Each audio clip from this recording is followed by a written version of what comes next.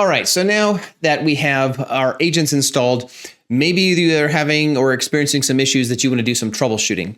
So some common errors, and we've kind of already talked about these things, but I thought it'd be really good to actually just walk through the steps again to make sure that we understand the some troubleshooting steps, which also would help with the whole configuration, that we don't forget some of those things.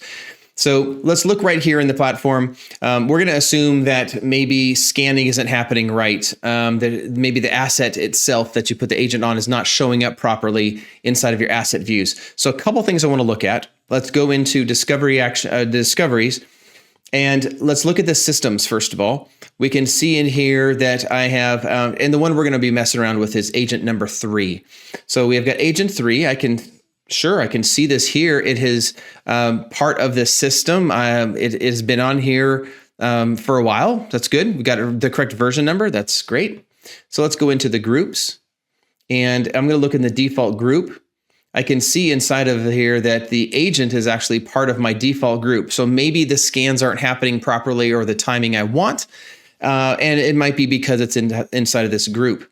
Something else that, let me go back over here to the systems. You can select the individual asset itself, or in this case, it's not the asset you're selecting. You're actually selecting the agent itself. So you can see the agent, the linked actions.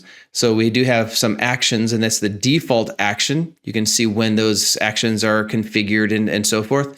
We can also see the groups that it's been assigned to. So from here, we can go straight into our groups and take a look and see what's going on. So again, we can see that here in the IT agent group, we can see the listed asset. So maybe what we need to do is move that into the correct action. So let me go into our discovery actions, and remember that that discovery action, the default discovery action, had a selection that was made. I don't recall. I think it was default agent action, and here it is right here. So if I select that, we can see the different groups that are assigned. We see that in here. And so maybe this is the problem that we're experiencing. So maybe what we need to do then is, either if we want to continue using this default action, we need to create a new trigger that will then tell it when to run. We can tell it to schedule it, to be able to do its thing. Or we can schedule or add it to a new group. And in this case, let's just assume that it is part of our server deployment or department laptops. I'm going to go into my server department laptops. I'm going to select that agent, save that. And now it should be part of that list of this group, which means it will be now scanning every Saturday at noon, the way we have this configured. And at that point, then it should run correctly.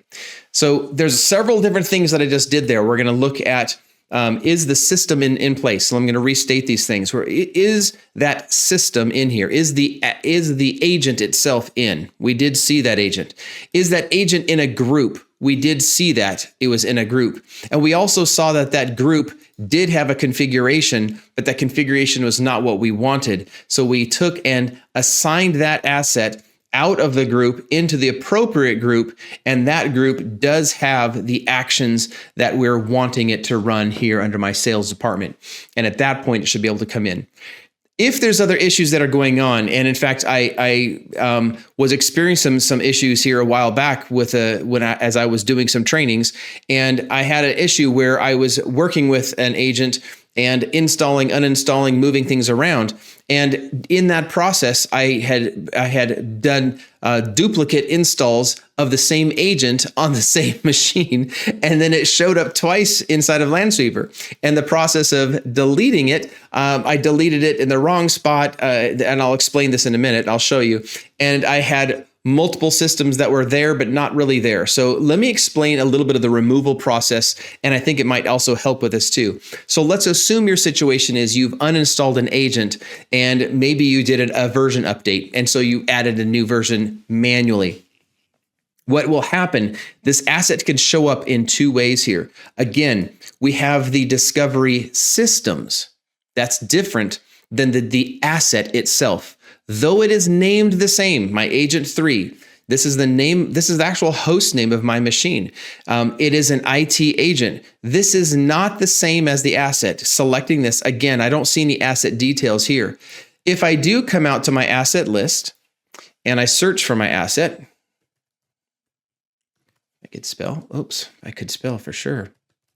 There we go. And then find my agent 3. Bringing this in, now I'm going to have a lot more asset details. This is the information that the agent is gathering and bringing into Lansweeper. So if you want to remove something out of Lansweeper that has an agent, you need to both remove the asset itself, and you need to remove the discovery system, which in this case is an agent.